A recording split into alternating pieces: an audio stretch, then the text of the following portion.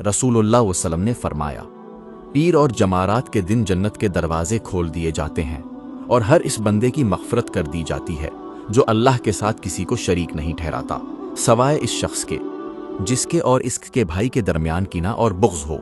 फिर फरिश्तों से कहा जाता है, उन दोनों को मोहलत दो यहाँ तक कि ये बाहम सुलह कर लें।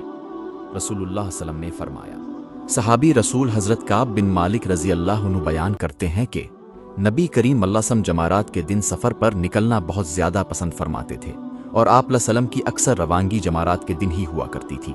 मेरे मोहतरम भाइयों, जमारात का दिन सुन्नतों से भरा हुआ दिन है।